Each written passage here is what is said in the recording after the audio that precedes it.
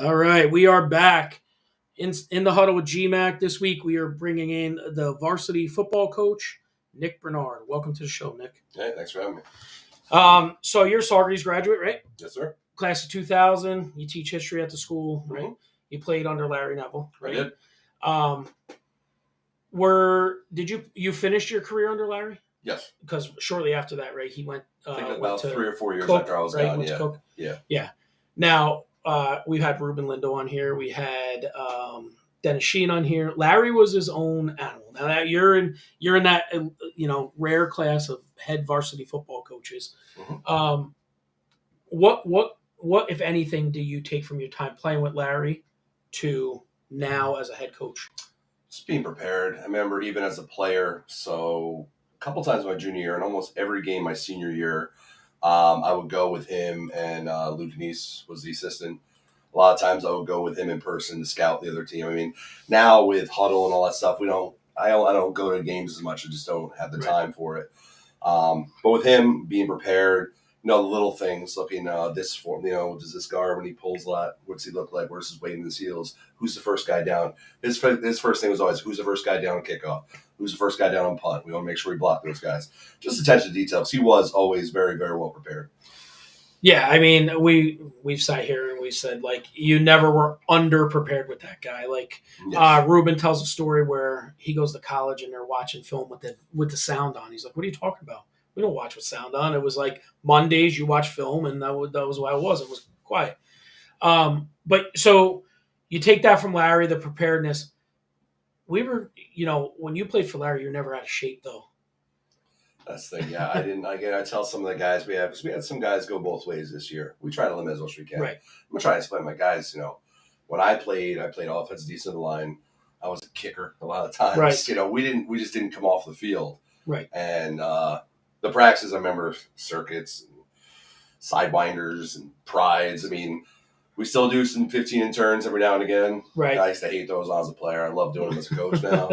Well, actually, we make them 10 and turns. They're a little bit softer now with this generation, I guess. But no, he definitely ran a pretty tight camp, no doubt. Yeah. Now, do you think some of that might help, like being like I don't know that we're ever out of shape, but I don't know that we were ever Saugerties. I mean, we had quite a successful run right there from the mid 80s to like the mid late 90s, right? They were never out of shape, and I don't know they were ever the most talented teams. You know what I mean? So some of that had to be like we just outworked people. Is that something you could see putting back in? It's a mindset, right? It really is a mindset. I mean, those were some pretty. I mean, you look at that same area you're looking at section championship baseball teams, basketball teams are very competitive. Yeah, you know what I mean. So the track team in those eras. I mean, you're talking about Ruben, Ed Hasbro. Those guys were athletes. Oh yeah. You know what I mean. So to see more of that, yeah. But I think working harder. That's something we're trying to do is get these guys a little bit stronger. And it's not just physical toughness; it's mental toughness. Yeah. That was really a thing this year that we're really trying to fight through. And I think we made some strides with that. Right. What do you do when things go wrong? Yeah. Yeah. No, that's good. So you sit there right now. Now you're a head coach. You play for Larry, who's probably like the Grand Poobah in the Saugerties scale, I would say. Yeah, unless you go really far back, you go into C3, right? The Hall. These guys are New York State right. Hall of Famers. Yes. No, Larry. So Larry in the last 40 years is probably the guy, right? Yeah. So Dennis Sheen was here, who was an assistant coach and defense coordinator for him. Ruben played for him. We all played for him at some point, right? Larry was the voice, right? Now, I've been critical on here for whatever amount of time. Like if you go back over the last 6-7 years, right? Mm-hmm. Meisinger's been a head coach. Dom Zarell's been a head coach. Carpino's been a head coach. Now you've been and Lou Denise, and now you. We've had 5 head coaches in 7-ish years. Probably more like 8 or 9. Maybe okay, yeah, but I mean that's a lot. That's a lot of turnover. But inside the same circles, you know what I mean. Like you've been a mod coach. Mm-hmm. It's the same group of guys. How do we fix the cycle, to where it's one voice at the head, and we kind of. I don't know if there's an easy answer for that. I mean, honestly, we need coaches. It's a hard thing to find coaches, to be honest. And it's being a varsity football coach is a grind. It is. It is a grind. Yeah. Dom had some success in there. He's at the end of his career where he's retiring after this year, which is great. Meisinger took over. after Mike Melville. I think Mike Melville did a really good job. Mike Melville, yeah. At reestablishing the program. He's who I had my first assistant job with, Mike Melville. I think he did a pretty good job solidifying that program. Lee had a little bit of success, but then some things are just cyclical. Yeah, it's been kind of tough. So we've been in a down right now.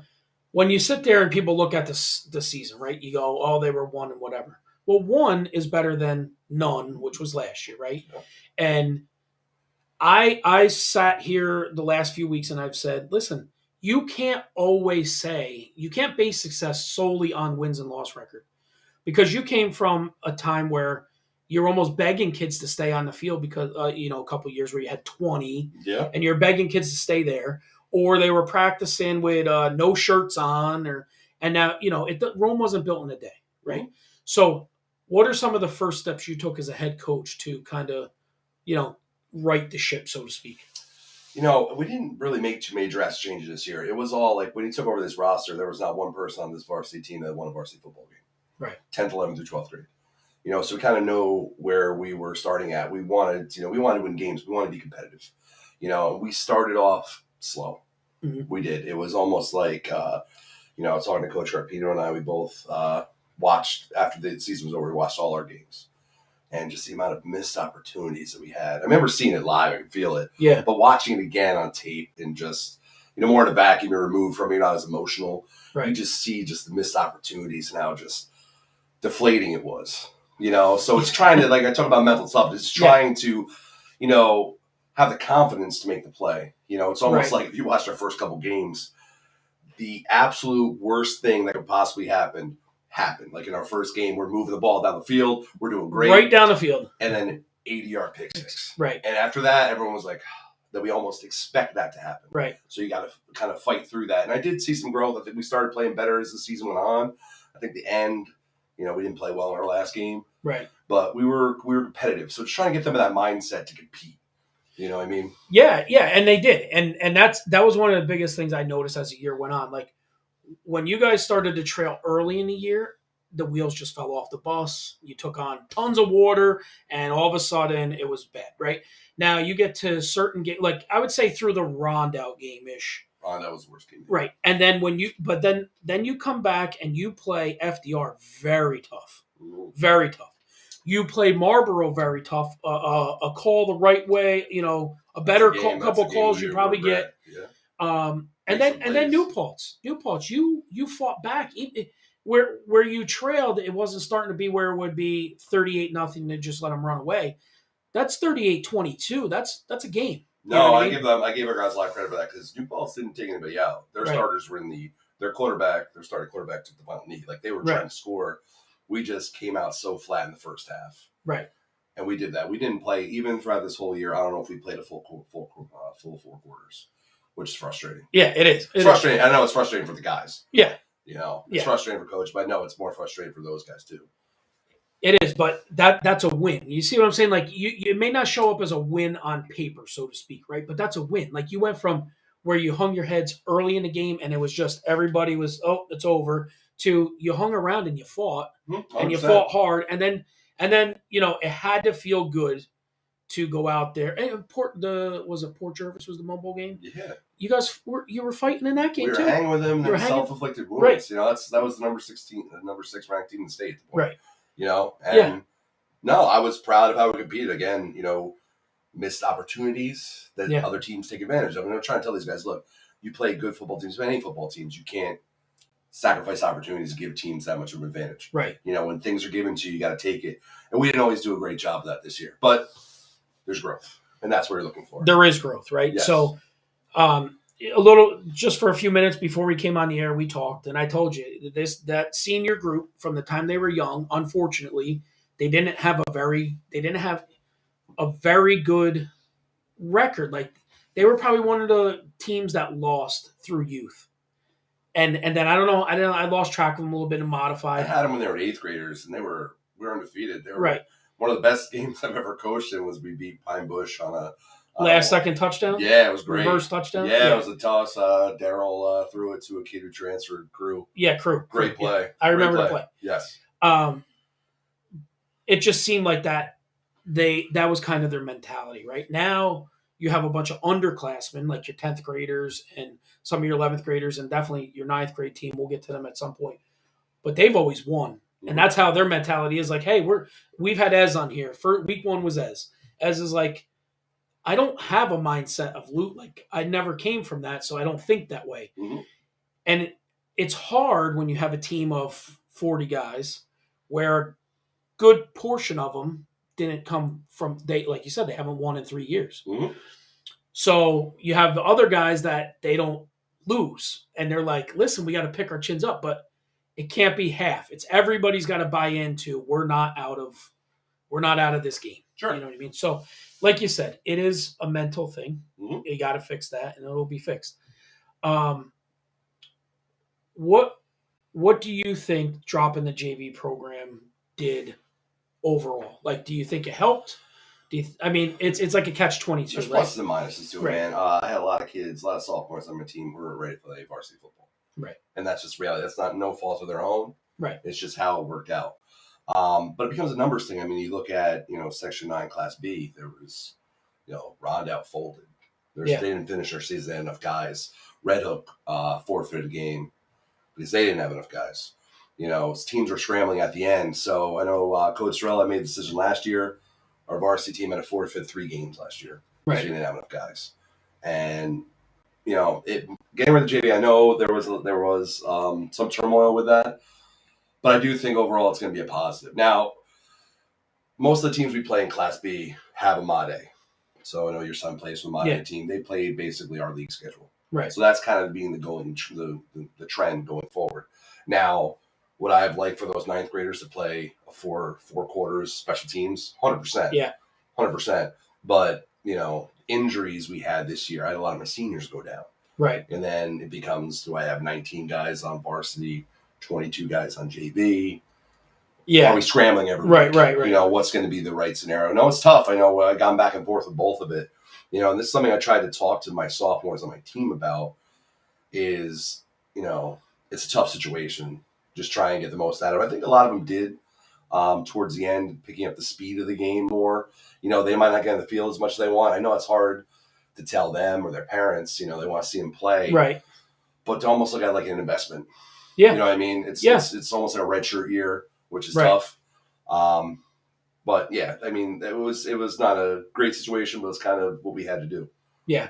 And, when it first came about, I said the unfortunate kind of way is the kids that could use the speed change, most of that ninth grade team are pretty good athletes, and they could have definitely helped the JV team, right? Yes. But there's a portion of those kids that the kids that have helped, it's good. The kids that have helped that needed the extra year of modified football, it hurts the next year because then they're on varsity. You know what I mean? I can see that. And then the kids that it kind of hurts that would have excelled in the JV level, it kind of helps because on 10th grade they're on varsity anyway, and they're going to contribute in some fashion, right? So, but it's always a numbers game. 100%. Like you said, there's teams that are folding, there's teams that are going to 8-man football. Yeah. And we were fortunate enough that we had 45 and 45. We finished my season. We finished with 36 players that were healthy, ready to play. Right. That's great. That's great. Right. And the modified, I think, had probably mid to upper 30s.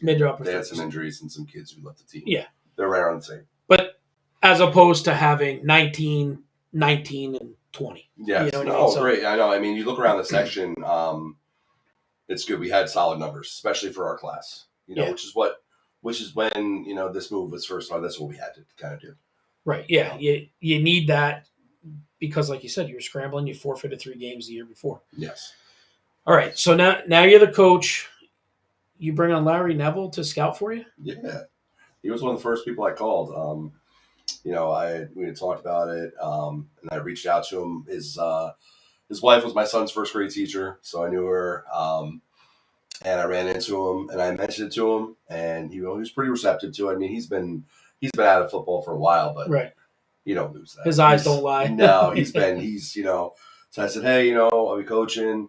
I got him up on Huddle. I got him his account on Huddle, and I said, look, everything's out there. You want to take a look. There's our old stuff. Film some of our practices. You can see that. And it was cool. It was really good. After we beat Liberty for our first win, And that was my first win as head coach. So he called me that night. It was cool to talk to him about that. And, it was great to have him back. I think he really enjoyed it. I haven't really talked to him face to face, always through text. Yeah. Always through text or email. And I just think, he's an asset. And I think him wanting to do it was really cool to me. It made me feel good. Right. To bring him back in. And to be honest, like I do my scanner report, and I look at his stuff, and I'm like, all right, we see the same thing. All right, so I know I'm on the right track. I know I'm seeing it a little bit. Because I think he's a very, very smart football coach. Yeah, like we said, he was always prepared. One thing, you mentioned Huddle a few times, and do you sometimes think that seeing something with your eyes in person is better than watching on video? 100%, yeah. Yeah, I would. In a perfect world, I would like to see them live. It's just a lot of times we're playing at the same time, or it just doesn't work out. Yeah, I do prefer seeing it live if I can. Right, because you can really kind of tell a difference in a player, right? You see the sideline, you see body language. Yeah. How's the sideline doing? What are they doing? And like just small stuff like that you can't see, clip to clip. Right. How was it being a kid growing up as a coach's son? It was different. I know my father coached with Larry when I was little, and then, up until I was probably about third or fourth grade. So I'd be up there messing around with the guys and seeing it. I remember, running around. They used to have that big thing with like the spring fingers. I remember trying to go through that when I was a little kid, doing stuff like that. And I've always been around the game, which I think is cool. And so when I started playing, I enjoyed playing it. And I always thought I knew in the back of my mind I wanted to coach at some point. And, I got my history degree in college. I was thinking about law school or maybe a history teacher. And I was back home, and I remember Mike Tiano, who was a year younger than me, I played with, was coaching at the high school. And he said, hey, I was talking to Mike Melville's head coach. He was looking for a line coach underneath the line. Would you be interested? And I did it, and I really enjoyed it. Yeah. So once then, I went back, got my master's degree, and got a teaching job, and I've been coaching for the last 15 years. Nice. You just touched on something, the line.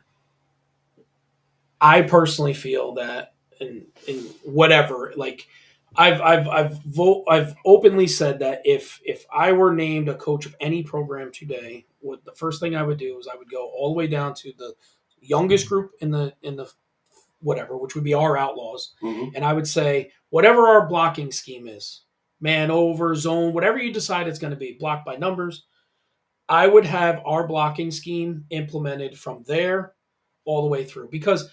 I don't care if you have an A+ running back. If you have a C line, you're not going anywhere. Sure. If you have an A+ line with a C running back, you're still going to win games. Yes. You know what I mean? So, who really knows how to teach line? Like, I've got friends that taught in the Canadian Football League, for Christ's sake, and it you don't really quote unquote teach line, but if you can get the schemes down at a young age, so for 10 years they're running whatever,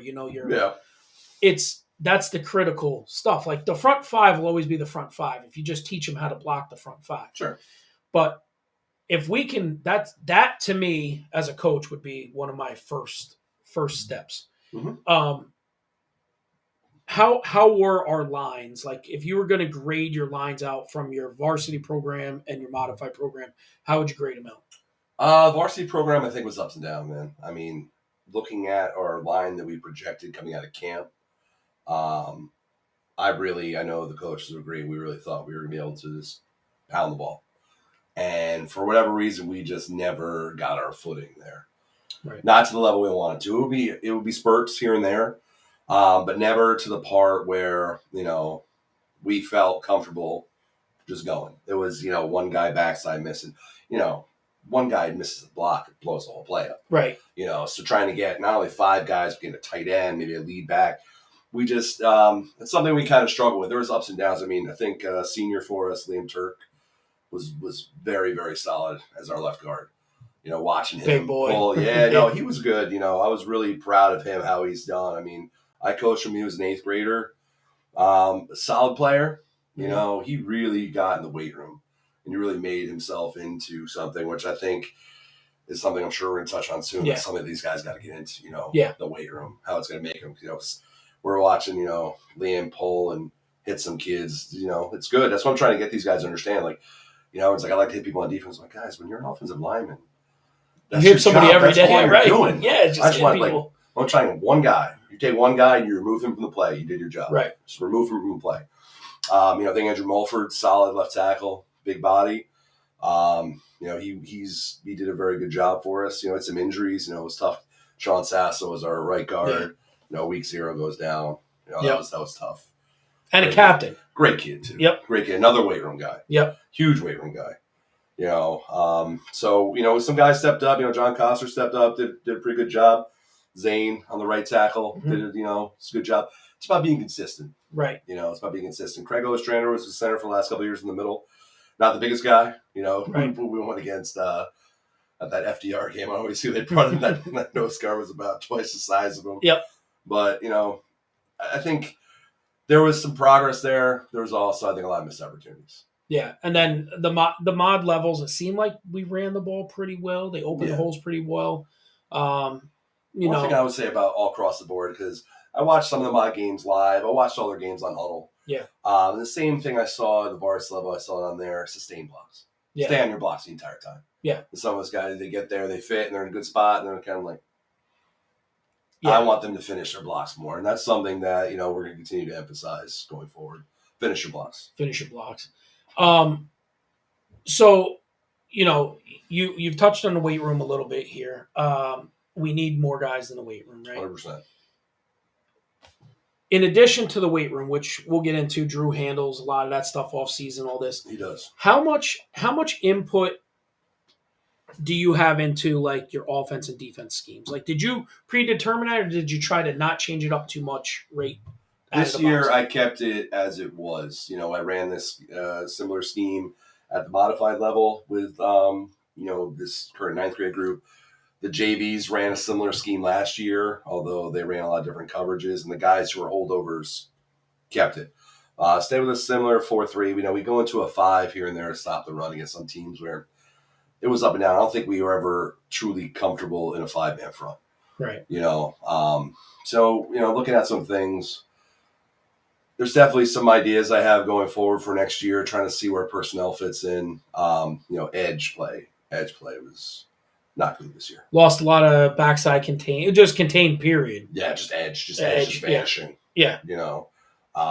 Perimeter players tackling, corners tackling. That's something I think program wide that we need to emphasize. Edge. Mm-hmm. How do we do a better job setting the edge? Yeah. And that's been a problem. I mean, up and down here, that's most teams are wondering, how do we keep the edge? Yeah. I know that was something that we struggle with.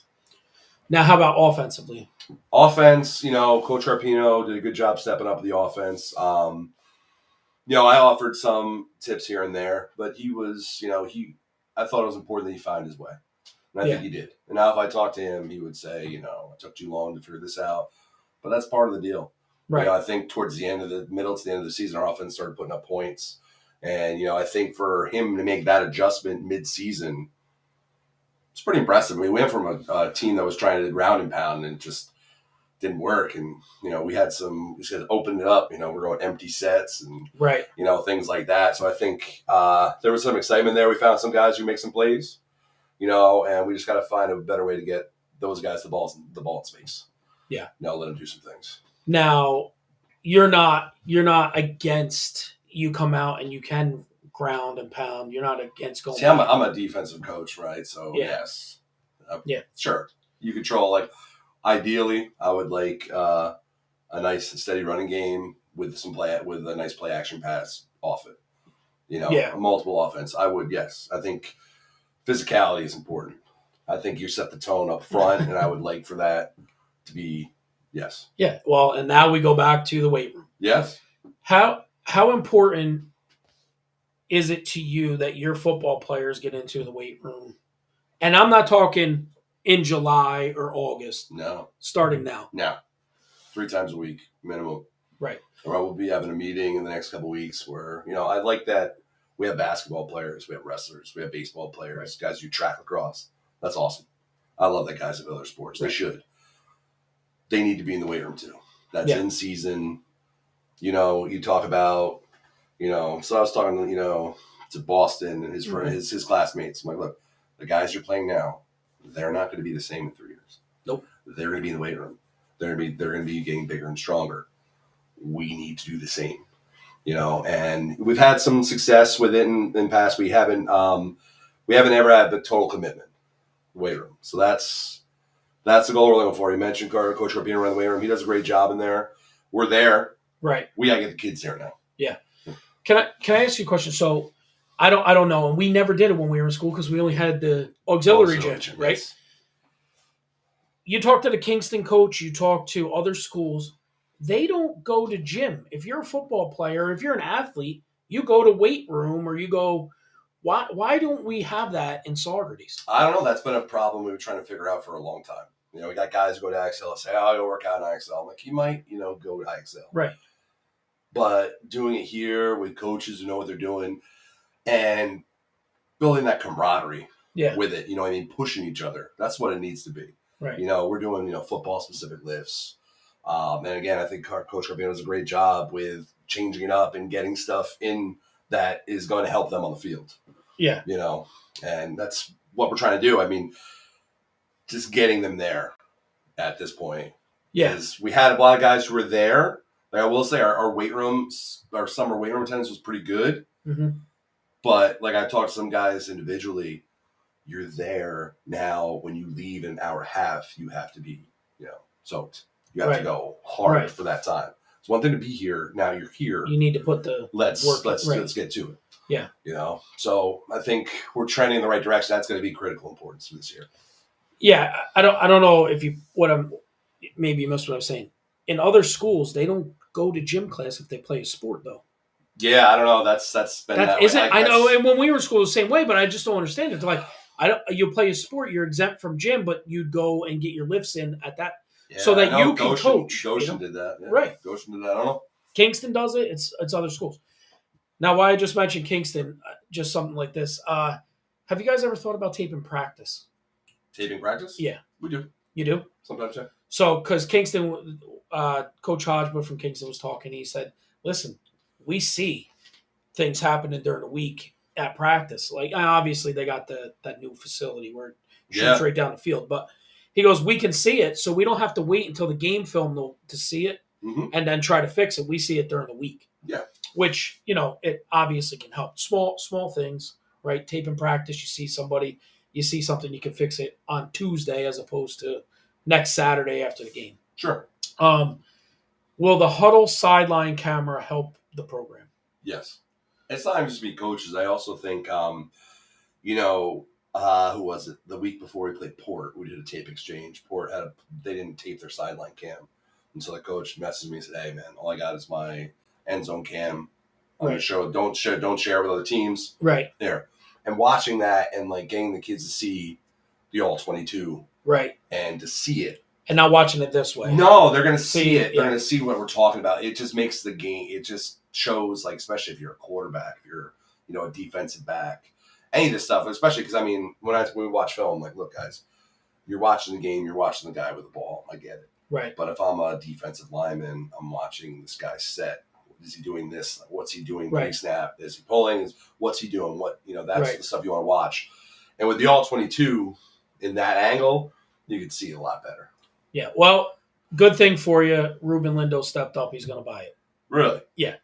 So that was the first thing I said. Listen, that's what the Booster Club, and we'll get into that. So that was one of the biggest things on our thing was we want the Huddle thing, and he goes, "Just send me the letter. I'm taking care of it." So we will have it for next year. All right. Meeting with a guy from Huddle. I think the 16th or 17th he's coming in. If you just send me the letter or whatever the thing is, Ruben said, just get him the letter and we'll take care of it. All right. So wait, you just said something. It just threw me off. Huddle sideline, all 22. So you're seeing it from that angle, right? And then now you're getting guys that are watching the game in a different way. But even like that's after the game, right? They use that during the game. They use it during the game. So right. like, you can come over and look at an iPad instead of me going and be like, "All right, if I'm a defensive coach, where's this guy line up? What are we doing? I think he's here. Well, no, he's here. And that guy's already man.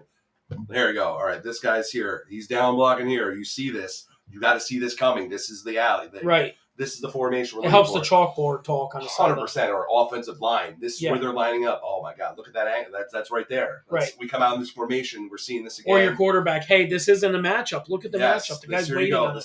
It just makes it. And we've been coaching against that. Carpino's been talking about it for years. Right. And it's hard. You see it. Right. They're watching and that's where your adjustments come in. Yeah. So we're kind of flying blind a little bit. Right. Right. So, as we're talking here, you're seeing it, right? Like things are stacked against you as you're coming in, right? It's a little bit. I'm not trying to. No. I'm not saying it. I'm saying it. Yeah. Like, you're not saying it. I'm saying it, right? Like we hadn't won a game in years. We had multiple head coaches. We don't, there's a lot of things that we don't have here that other schools have. Sure. Right? We don't have lights. We don't have turf. We don't have these things. Start on that.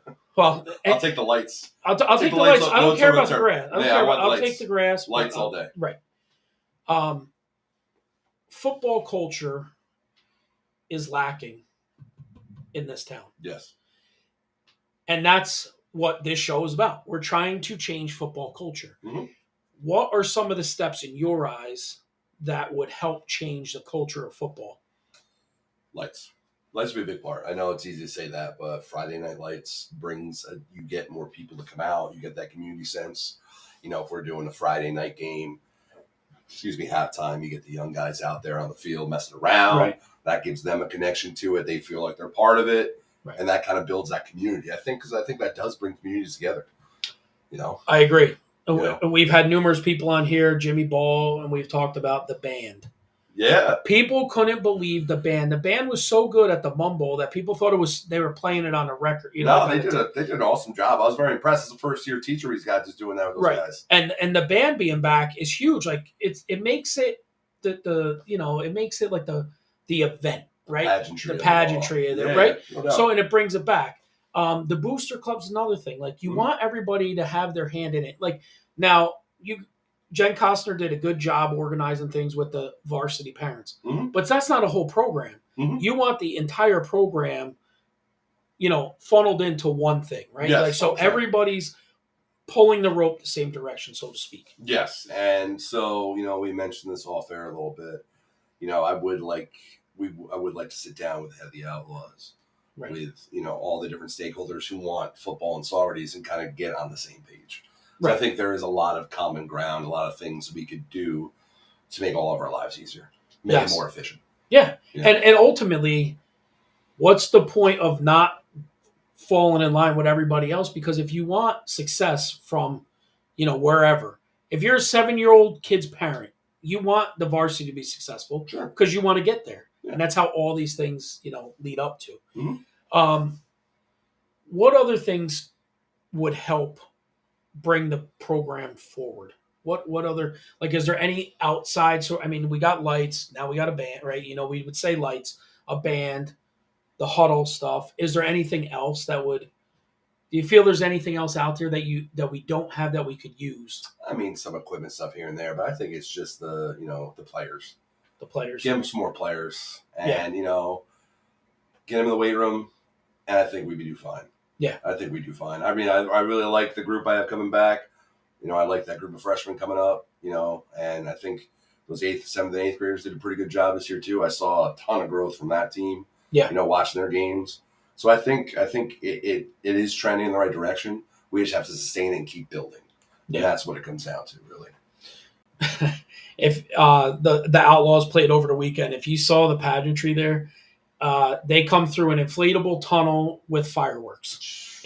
and you're like, if we could do this at 9 years old or whatever, what are we lack? We need to get that back. We need to get it so people want to come to the field, enjoy the game, and that's the goal, right? So a lot of people don't understand. They think, oh, well, Coach Bernard's just coaching football and then he coaches lacrosse. Mm-hmm. No, you coach football 12 months a year. Yeah. You coach lacrosse, right? So that it doesn't stop just because the season's over. It's not a 6 month. No, definitely. It's gonna. We just finished. We had this week off. A lot of our guys are starting their winter sports next week. And we'll be having a meeting and getting we already had the preliminary guys who have signed up for the weight room. They're on the list. They're on their schedule. But we'll have a meeting. I'll meet with our current 9th, 10th, and 11th graders next year's varsity team and go over what the expectations are for this off season for the winter in terms of the weight room. And then once the weather turns, we'll be able to do some 7-on-7 stuff outside. And, the last couple of years we've had 7-on-7 set up that we're going to go to, and then the last second something happens and it kind of falls apart. Yeah. So we'll go to at least we'll go to one competition probably down at Carmel in Section 1. Yep. And I got to see if they're doing if Warwick's going to do theirs too. So I think that's important stuff too. Get out there. How about off-season football camps? Are you a big supporter of those? As a team, individual, whatever. I think individual. Yeah, I mean we've had some guys go here and there. Yeah, I haven't done one with the team. Since I've been a coach, I've had kids go to camps on their own. I've never had us go to like a team camp before. Yeah. Do you have any? So right. So when we went to school, it was different, right? If you wanted to play in college, Larry had to kind of reach out for you or whatever. Now they have all these different ways for you to be found and seen in these things. Yeah. Do you have any insight onto how players can go to like these blue chip camps, like say at Marist or something like that? Is there some way that you can like list them off for players? Like, hey, the camps. That they might want to go to. Yeah, there are some things out there. A lot of it, it's hard to tell somebody this. A lot of those things are just kind of money grabs. Yeah. Well, there is some. Yeah.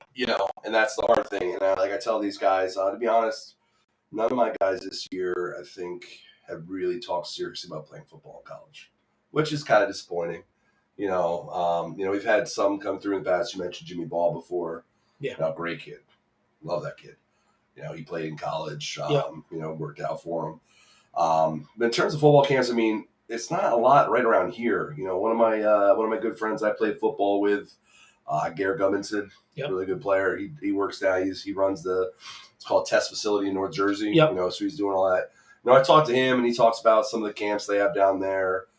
And, that's probably the best area for someone around here to go down to North Jersey. There's some really good football. And it's not far. It's like an hour and a half. Hour and a half, 2 hours, but it's a different world. You're seeing different competition. Yeah. And that's where some of the, schools pull from. Let's be honest, Section 9 football in the state of New York football, not big-time college football. No, it's not big-time college football. It's probably one of the bottom 5 states in the country in football. Probably, yes.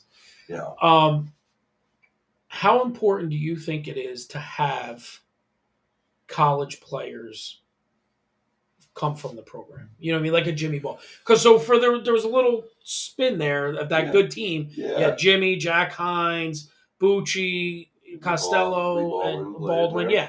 So you had a group, and then it fell off. So, it's like you wrestled in high school. Once you got a guy that went to the States, that made that room different. You know? So how important do you think it is to have some guys starting to go to college from the program? Well, I think it's important in the sense that it kind of brings it together. So you mentioned I coached girls lacrosse. We've had some success. And one of the best things I've had in my time that I've really enjoyed is I've had a lot of girls go play college.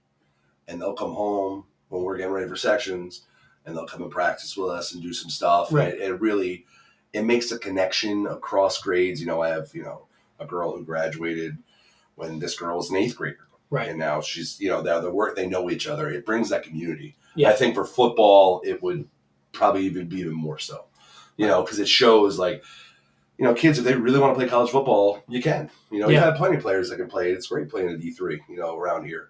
To see, Jimmy came back and, worked with us for the first start of the camp, which was awesome. I loved having that kid around. Right. I know the kids loved having him. But it's cool to see, like, look, and I talked to some kids specifically about Jimmy. Like, all right, you see Jimmy now. I should show you some tape of Jimmy as a sophomore. I had a linebacker. Teams were running at him because of what and he got in the weight room, worked hard. Look at this kid now. He's a beast. Yeah. So I think that's important, and it gives them, they see, hey, that kid did. Why can't I? Exactly. And it kind of brings that. I think it does bridge the gap between, that's where you have a real program, I think. When it's not just those kids who are on the team, but it's the ones behind them, the ones who came before them. Kind of creates that, like, legacy effect. Yeah. Yep, I agree. And, Ruben touched on this, which was funny, is he said he picked his number based on somebody else that was ahead of him. He goes, and you're like, oh, I didn't take 33 for Tony Dorsett. I took it for, whoever, Dave Summers or whoever, you know what I mean? and that's what you want, Mhm. and then like Jimmy. Now this group of kids, a lot of them they only know Jimmy because Jimmy would come back and help practices when I was still a youth football coach, right? So they don't really remember seeing Jimmy play because he was just outside their range. But if you have like if you had a kid go this year to college and he comes back, now you got a group of kids that are going to cycle, where Yes. you have some kids that want to play college football, I think. Sure, there's kids that Now, say they want to play college football. right. Really, really want to play college football. That's Yeah. a grind. No, That's a I grind. agree. I would imagine you have one or two on your team currently that are in that mindset. Mm-hmm. I would say Ez would play college football. Sure. He would want He to. wants to, sure. Yeah. Yeah. And that mentality can leak over. Yeah. I'm an Ezra guy. There's no way around that. Team Ez. But what Ez brings to a table is leadership in a different way. I knew even as young as he was that he would rub off to some of the older guys. And for a lot of the early parts of the year, Ez was the guy. Ez Sure. didn't come off the field. You know Sure. what I mean? So he has a lot of that ability. What does it mean when you have 10 Ezras? No, that's what you want. I think that was a glaring. It's the thing I touched on with our guys is leadership. It's one thing to have me, on you guys telling you these things. You got to police yourselves. This is you have to take some ownership of this. I think that was something that was lacking a little bit this year. It did pick up. Some other guys started to step up, which I think is good. And I'm trying to tell these guys, it doesn't have to be a captain, it doesn't have to be a senior to be a leader. You know what I mean? It's accountability, holding each other accountable and being all in on it. You mentioned Ez a great kid. He came up, he's got a lot of energy, that's for sure. He could be a gnat in your helmet at times, but yeah. Oh, no, he's good. He's good. One thing that I think we really need to emphasize going forward is practice. Yeah. I was hoping our practices would be more competitive this year. In spurts they were, but they weren't the level we needed. If I'm coaching Scout D, we weren't doing a good enough job to give our team offense a look.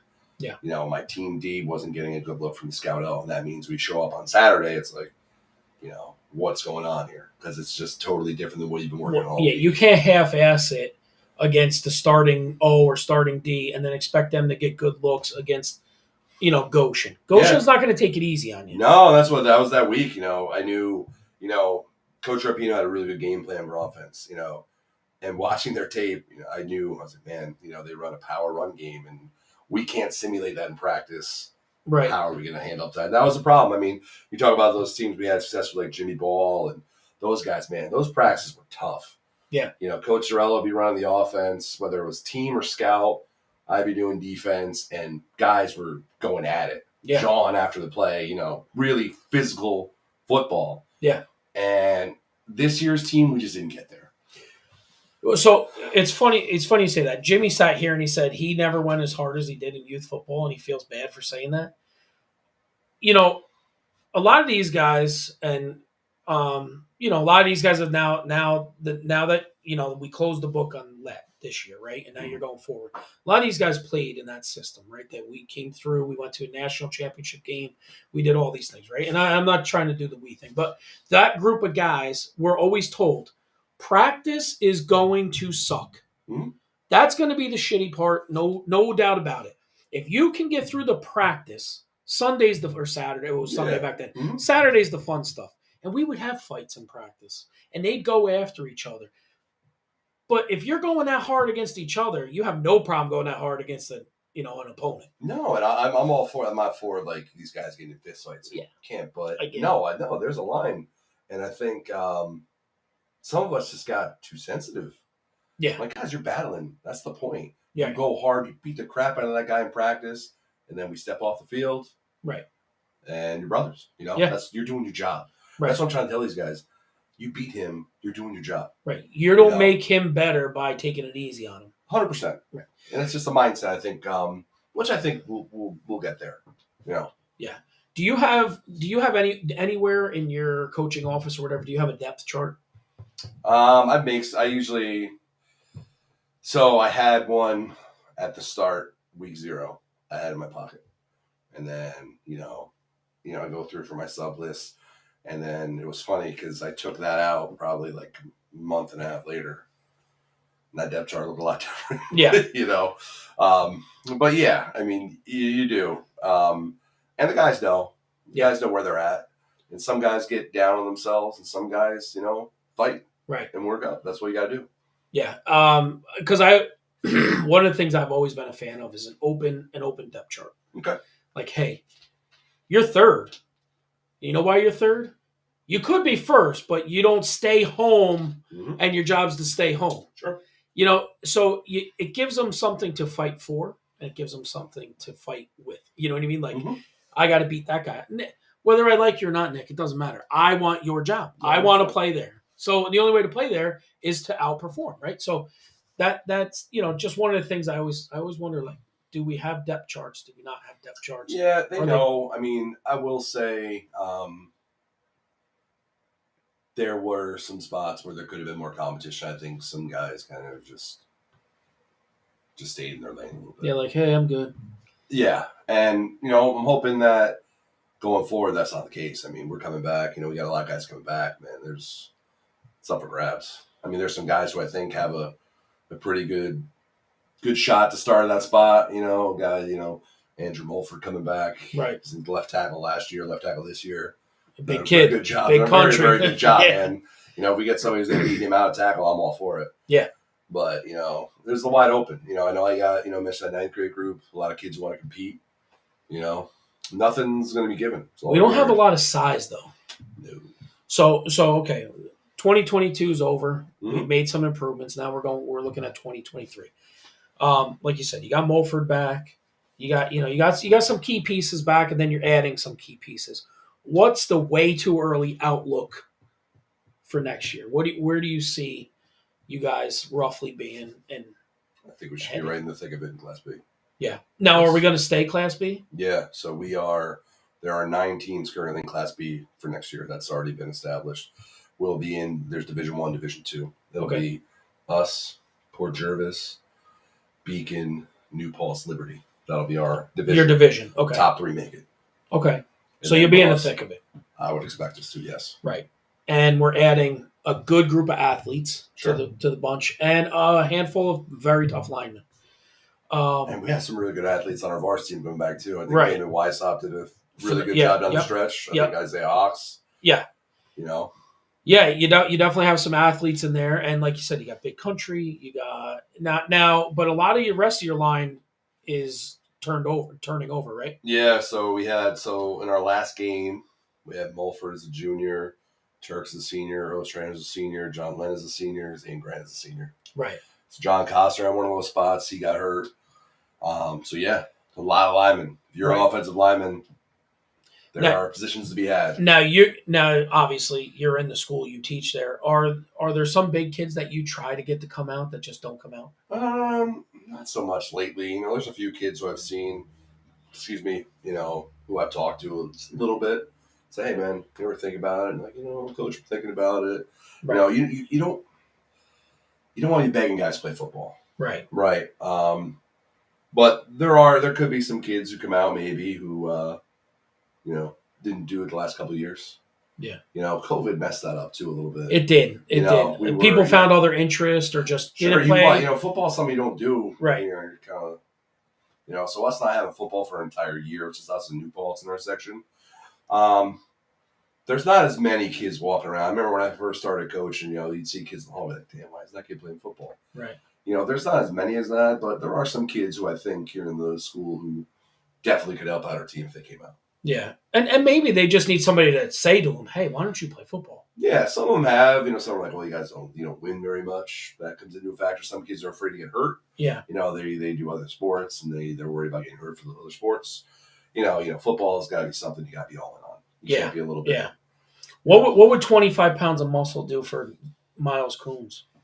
Oh, yeah, he can do that. He's huge. He's got a big frame, man. He was big frame. I coached him last year as an 8th grader. Yeah. See the growth he had from 8th to 9th grade was pretty impressive. He just looked better, moving better. Yeah. He thinned out a little bit, got taller. He's got a big frame. I know he plays basketball. I saw him, Coach Dan on his open gym today. I was going to watch him move around. No, he's a kid that, you could put 25 pounds of muscle, he wouldn't even notice. Did you have to buy him a special helmet? Because he always had an extra large head since he was a kid. It's funny you bring that up, man. So we, the last game of the year with that Mod A team, they got that last game against Kingston workout. Right. It's unfortunate. I know those guys were really fired up. I was fired up to go down and see it.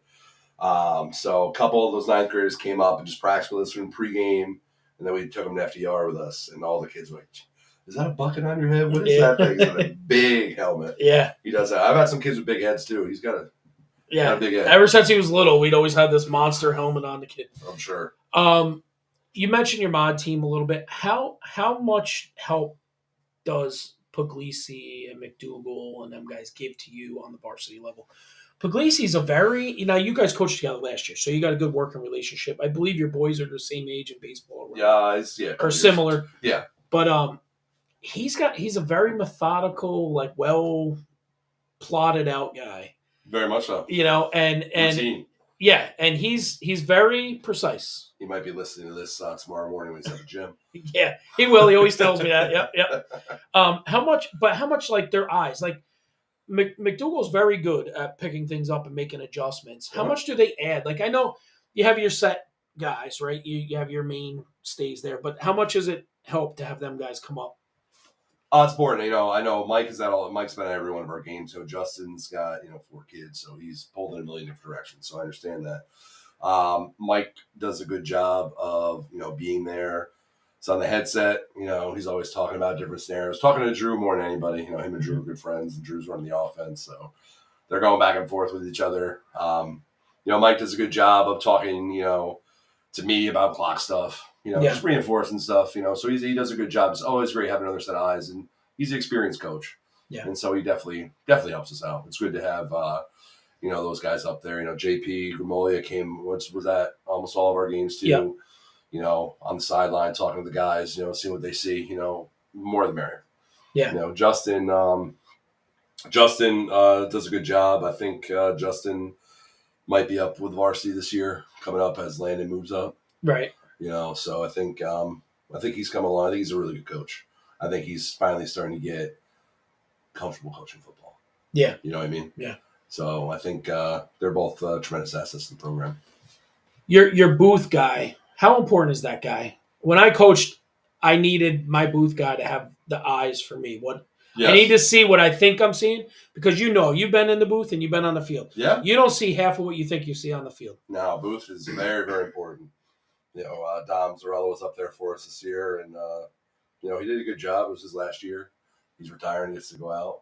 He's a great guy. He was, he was up there for us this year. So we're to find who's going to be up there next year.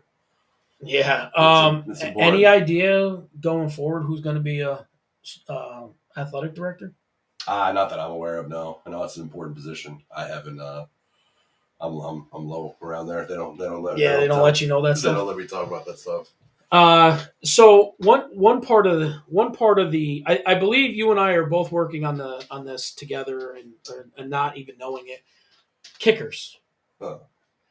I've been after Mason Tiano for like years now to come kick. Oh yeah. Yeah, and the kid's got an absolute boot on him. Yeah, I've heard that. So every time I see him, I'm like, "We need you when you come to kick."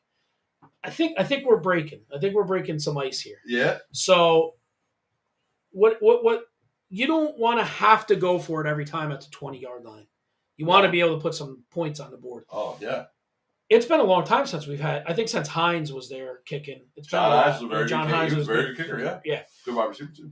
How important is it to find somebody that can deliver field goals? Like Julian punts, he's a hell of a punter. Julian was great. Shiree's a very good punter too. Yes, Julian was a great punter. It's probably that was our most consistent unit of the year. Was our punt team, 100% hands down. It really was. That sucks to say that, but yeah.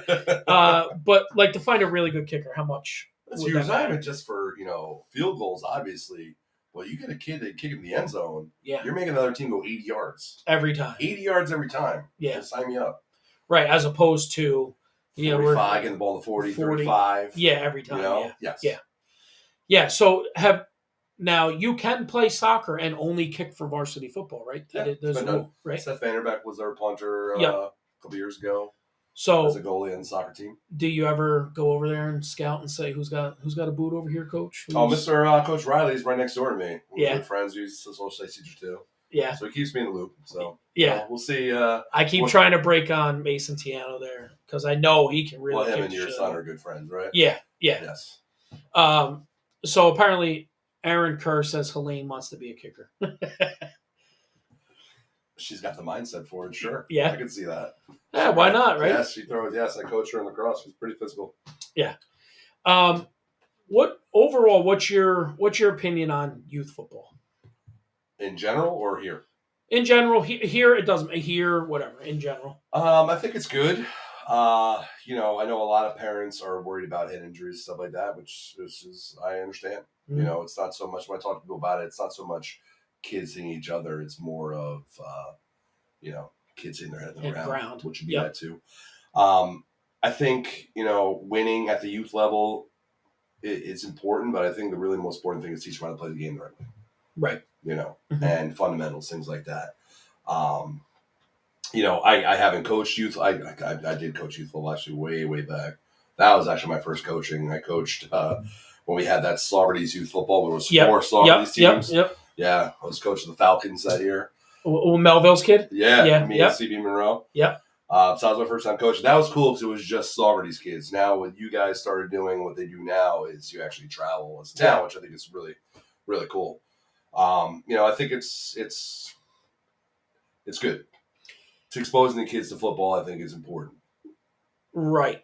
So obviously I'm going to be all about Saugerties. Not just Saugerties youth football in general at the youth level. So to tell a parent, right, a lot of parents have a concern. Mm-hmm. And a lot of parents go, I'm going to go and I'm going to have my kid play flag. Okay. Flag football and tackle football, the only thing that's similar is football. Sure. Right? And I'm not knocking flag. I'm just saying, if you think playing flag is going to have you ready to play tackle, it's not the same. Because once you put pads on, it's a big difference when you're reaching for a flag as opposed to wrapping and tackling or heads up or putting a shoulder on somebody, the physicality of it. But what I would say to parents is, if you're worried in youth football, the speed and the impact isn't nowhere near what it would be at the modified level. No, not at all. You're not generating enough speed. You're not generating. There's weight limits. So you have an 80-pound son that never played. Now he goes to modified. Could get run over by a 200-pound running back. 100%. And there's a 200-pound running back, mind you, that's played since he was 6 years old. So now he's 13. He's got 7 years experience, and you're out there, and So I'm very much on the youth football level. Have you ever taken in any of their games? I have. Yeah. I have. I went to a couple last year. Not only Saugerties. I went to one Saugerties game. I went to a couple of I went to the Super Bowl. Who was it? Red Hook and Liberty. Liberty? Probably that sounds right. Red Hook Liberty, maybe. Yeah. I think was that the junior? That was the juniors I went to. Yeah. The juniors I went to. So I have seen it. I have a son who's a 5th grader. He didn't play this year. No, he's thought about it. I'm like, you want to play, and he wants to play next year. I myself don't want to. I want him to want to do it. Right. You know what I mean? So I think he is going to play next year. I think it comes down to youth is you have to have good coaches. It's correct. It's so hard. I mean, you need good coaches in anything you do. Yeah. But in youth football, knowing what you're doing, teaching them to play the right way, teaching them the right things, not just give it to our fastest guy and have him run outside. Where it goes. Knowing the holes. Yes. Teaching them how to play the game, I think, is really, really important. So now, this is going to come full circle, right? So for years, I remember going to Melville, and he had the color tree for whatever their calls were defensively. Yeah, that was yeah. So we took that and we implemented it, right? And then every year we always tried to keep it somewhat similar, because the only way to build a program is to build a program, right? So if you call a whatever you want to call, right, like twins left, whatever 38 trap or 35 trap, whatever, it's going to be called that way on varsity, that way on modified, that way all the way down, and you would know at 8 years old I run behind Nick who's pulling, yes, and at 18 years old I run behind Nick who's pulling. Okay. And I'm sure like Cornwall and these guys run stuff like that Mhm. because their teams are all right. If you watch Cornwall varsity and then you go down, you see their youth team play, and I've seen them play. Mhm. They run exactly what they run, what they run, what they run. That's been the standards. Yeah. So are you open to, like, and I know you've talked about this, you're open to speaking and working with the youth to try and get everybody on. Now I understand our junior level, you got to play 6-2 defense. Mhm. But from that point up, we can play. It's funny that there's less restrictions on that than there is in modified A football. It blows my mind. Well, there's the other thing. Every other form of football starts in the summer except modified football. Why? I don't know. I don't understand that. Because I thought, and that was one of my concerns with this when we did this whole Mod A thing. I said, look, so can I bring those ninth graders to camp? I said, no, if you bring them to camp, they're all ineligible for modified A football. That's so crazy, right? So then you're stuck in a situation. What happens if a couple of those kids could have beat out some of the kids? They might have. They Sure. might have, but now you can't take the risk because then you lose them for the whole season if they didn't. Exactly. You know, I want the bottom line is you want as many guys playing as you can. Right. You know, game experience is something you can't really replicate. But Yeah. that was definitely right. So the idea is you're at here. You are. You're the head. You're at the top. Right now, you're gonna start getting your coaching tree worked out. Mm-hmm. How do we pull everybody in? I mean, because there's pieces, right? The band is a piece. I say the band is a piece. I think that's cool. Yeah, no, I mean, a lot of my guys, like, I thought it was cool. You know, it's hard. I don't notice as much stuff when I'm on the sideline. Right. You know, at one point I did look over, I saw the band teacher himself playing the trumpet. It was cool. It's an atmosphere thing. It is an atmosphere. You know, if we play like that was, you know, when Port was there, we played them tough. You know, if we can, you know, get a lead and do some stuff, you know, and really get the crowd going, it's, you know, momentum is so big in high school sports. Well, think about it. If you had 20 band members, they're bringing 20 parents to watch. Sure. That's 20 more people in the stands. I will say, like, even at our away games, not a lot of big crowds. No. Even watching like watching Port Jervis's tape. They're great. They're a really good team around here. Yeah. Their stands run full. Shocking. It's crazy. But then I went and watched Kingston versus Lords. You would have thought it was a Lords home game. Lords. They were tailgating in the parking lot, and it was Kingston's first home game. So that place was packed to the gills, and Lords walked them. Interesting. Lords coming in the I'm taking Lords. I'm taking Lords over Cornwall this week. By the way. Yeah, it's gonna be a tough game, man. I think if they can just hang them long enough, they can. Lords plays that really physical type of football. Sure Cornwall does. used to play that. Cornwall used to do that GT a couple years ago too. So they know what to do with that. But Lords, they played real tough in the season. I think 28-22 was right down to the last drive. Lords had the ball inside the 10. A minute left and got a couple sacks. Or 25-22, something. It was something very, very close, yeah. All right, so we're pulling everything in, right? We got, you're here. We're getting the band coming. Booster club's coming, right? You're going to meet with the youth football guys. What else can we do, like, to kind of just flip this thing? You got people behind you now, right? Mm-hmm. So now we just need to really pull it all together. What do you think pulls it together? Do you think a winning season next year really pulls it together? It's I don't want to get caught into the results. It's got to be the work that does it. You know what I mean? Right. It's got to be the process. Yeah. And that's got to be the process is something that you can do again. Yeah. Right. It's not just the winning. Winning's important though. I mean, that cures a lot of things. You get some guys who are on the fence or like, it's a winning team. Right. Yeah, but I think it's got to be the buy-in, the community, and all in this together. You know what I mean? And then kind of, go forward that way. With youth football, I know some of the coaches down there. I don't know all of them. It's about coaches. It really is about coaches. Yeah, and we're rebuilding the blueprint, right? Sure. That's what's going on now. You sit here and you see this.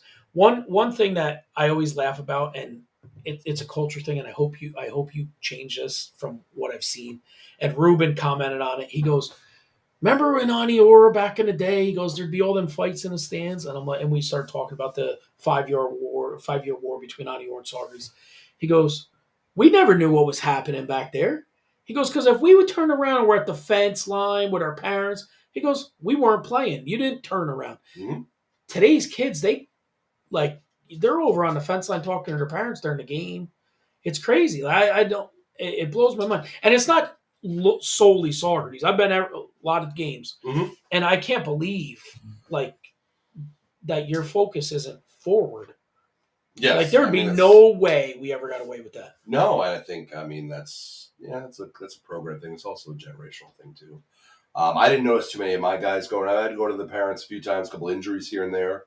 But yeah, I mean, I don't. I mean, that's something. There's so much going on the sideline that Yeah, I hope that that's I talked about accountability. yeah, Policing yourselves. Well, yeah, no, I know. I know what you're saying. I mean, attention span isn't always what it should be. isn't always the. But that where it frustrates should me be. too when I scream a guy's name on the sideline Yeah, like 5 times. and they're nowhere to be Like, found. what are you doing? What are you doing? Yeah. What are you doing? No, I'm sorry. Yeah, yeah. Who's is Gino? The guy from UConn. Oriama? Oriema, yeah. You ever hear his comment about the body language on the sideline? Yes. Yeah, that is money. He goes, you better be engaged. If you're not engaged, you'll sit. Like, that's it. He goes, and I know people say, oh, well, you could do that when you got it. Yeah, okay, but I had to build it to that. Like, you 100%. better be involved.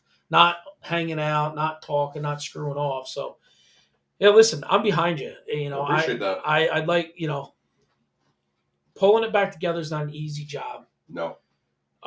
Listen, I'll sit here and say I've been critical of it. I've been highly critical of it.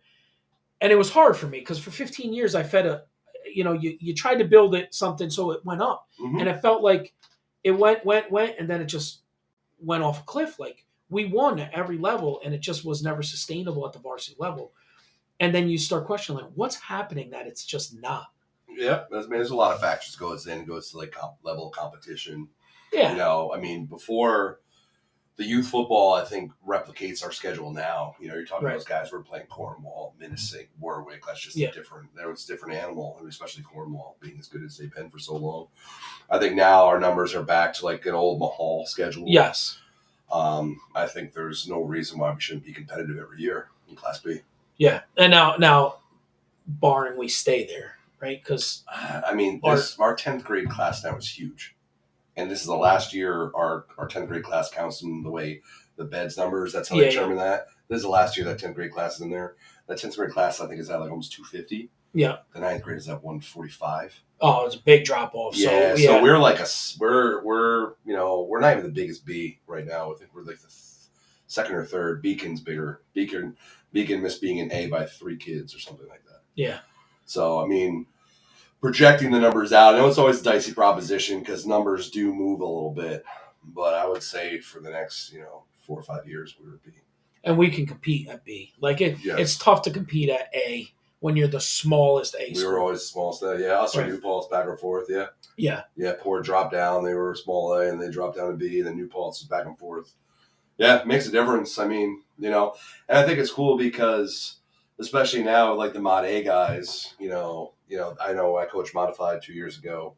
Coach Puglisi would say this a lot too. You're playing this guy in 7th grade. You're going to play this guy now until he's a senior. Right. Set the tone now, outworking now. Right. And like kind of a message like that guy, I think it builds rivalries, which I think is cool.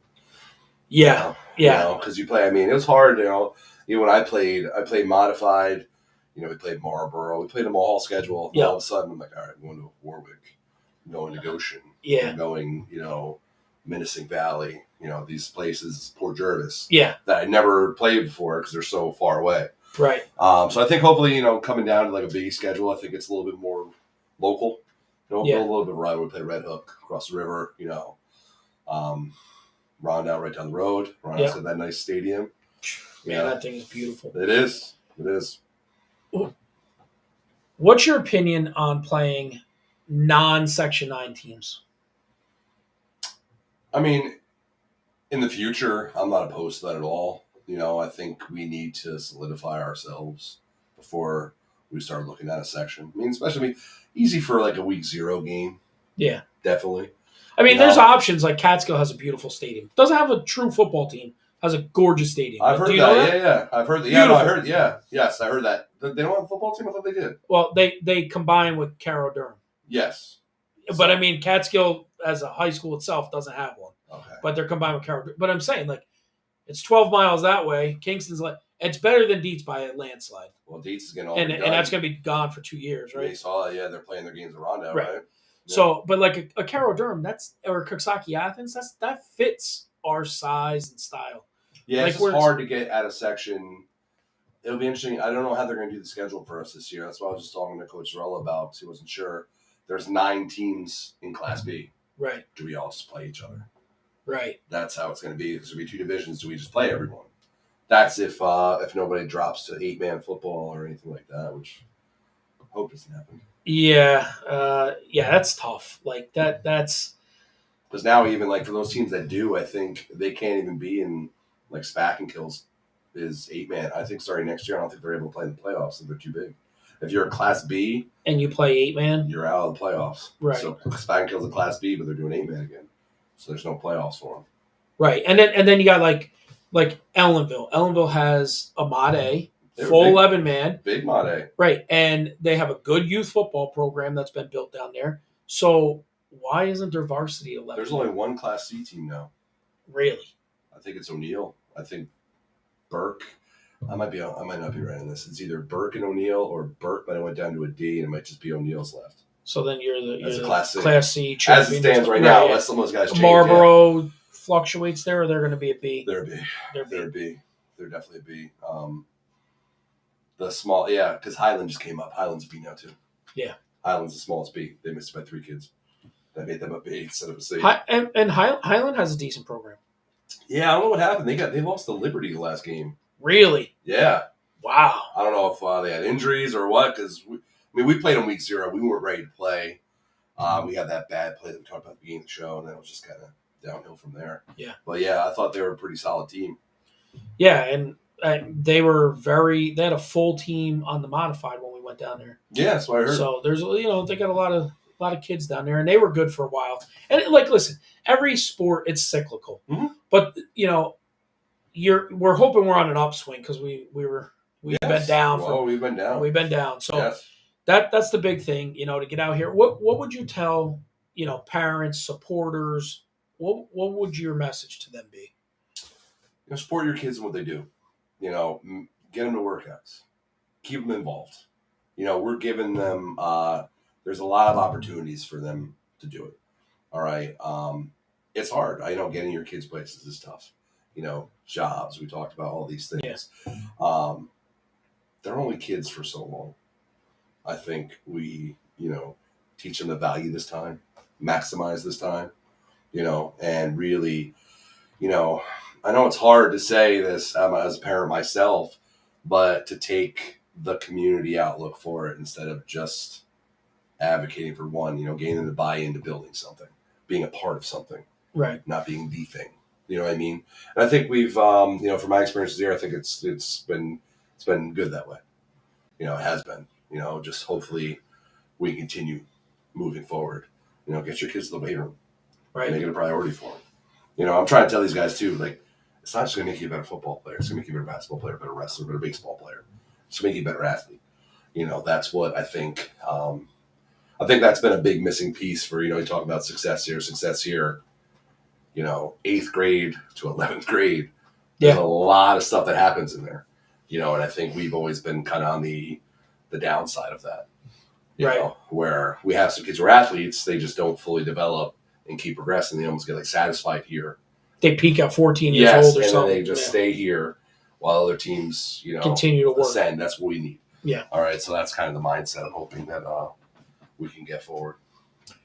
Oh, that's good. Like it's good for you to have a voice. You know what I mean? Like, because if you're sitting here and there's not this show, who really hears from Coach Bernard? No, that's why I appreciate you having me on here, man. You know, and to get it out there, like people may have an opinion. Like you get the.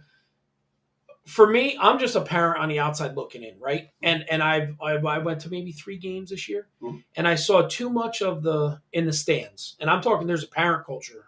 I feel it's too much of the me instead of we. Sure. We're cheering for our player making a tackle 20 yards downfield when there's no accountability when it was missed at -2 yards at the line of scrimmage, 5 yards. But we'll talk about our tackle. I'm just saying, we're talking. You know what I mean? Yeah. So, but then you go to the modified game, and it's everybody cheers for everybody. Sure. As opposed to we're hearing one name, So that's a thing that you want to see change, and you wouldn't be privy to that, right? But to those parents, now you have a voice. If they weren't on the Coach Bernard, bandwagon, then they may be now because they hear your vision. Mm-hmm. They got words to put to where you're headed, where we were. You can say we sat here weeks 1 through 3. You were down, but at the end of the year, you were fighting. Yes, like the fighting spirit came back. So that's what we're looking for. Right. So it's come back. We got the weight room. You're gonna pull everybody in together. We got to get that band coming still. Ruben's talking about the sideline cam, what that'll do just to in real time be able to say, hey, big time. Look at what's going on here. So yes. Yeah, I mean, and if you were come back at this table in 2 years' time, what would you hope to be able to say to me? That we won a playoff game. Playoffs. Win a playoff game. Win a playoff game. Won a That's playoff a goal. game since the 90s. Since the 90s, yep. That still bothers me. You're talking about somebody like that team. And Jimmy Ball and Senior, we lost that game to Goshen. Game that should have never lost. No, 100%. Dom's wrong. I talk about it all the time. Drew's group, they lost that game to Minnesink. Yeah. They played great against Minnesink. They just came up short. We got to turn the corner. Not only get to a playoff game, win a playoff game. Yeah. And I think that's attainable in 2 years. All right. So, you had some people pop in here. Ruben popped in a few times. Chris Mulvaney, Aaron Kerr said Helene could kick. And then you had a good comment from Logan Steyer. Said, "Great coach and a great man. Those kids are lucky to have him, and nothing but up for the Big Blue Wrecking Crew." So, that's good, man. That's part of the reason why he coaches people like Logan. Great kid. Yeah, great kid. I had him as a kid, as a team. Now as an adult, I see him and we're friends. That's kind of what coaching. Coaching's hard. It is. You're talking about the parents stuff. That's always going to be that way. It's about the relationships. Yeah. That's why you see people like him. He's a great kid. Yeah. Great man, I should say now. He's Yeah. And one piece of coaching advice I would give you from me to you, because you have these kids that I had, coach them tough.